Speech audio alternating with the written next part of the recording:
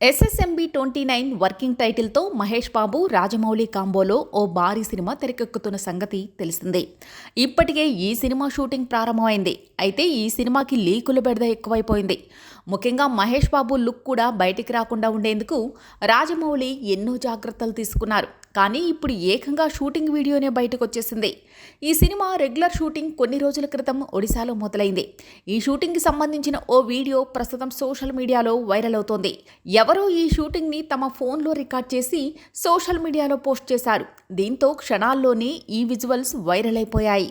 చాలామంది నెటిజన్లు ఈ వీడియోని షేర్ చేస్తూ ఎస్ఎస్ఎంబి 29 హ్యాష్ ట్యాగ్ని ట్విట్టర్లో ట్రెండ్ చేశారు.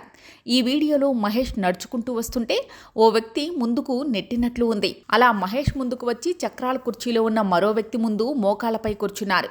ఈ వీడియో లీక్ అవ్వడంతో చిత్ర బృందం అప్రమత్తమైంది. ఈ వీడియోని తొలగించేందుకు చర్యలు చేపట్టినట్లు తెలుస్తోంది. అయితే ప్రధాన పాత్రధారులైన మహేష్, పృథ్వీరాజ్, సుకుమారన్లపై ఈ సన్నివేశం చిత్రీకరించినట్లు సమాచారం. షూటింగ్ వీడియో ఇలా వైరల్ అవ్వడంపై ఎస్ఎస్ రాజమౌళి సీరియస్ అయినట్లు తెలుస్తోంది. దీంతో టీం భద్రతను కట్టుదిట్టం చేస్తున్నట్టు సమాచారం. మరోవైపు భారీ అంచనాలున్న ఈ ప్రాజెక్ట్ షూటింగ్ ప్రారంభమైనట్టు కూడా ఇప్పటి వరకు టీం అధికారికంగా ప్రకటించలేదు.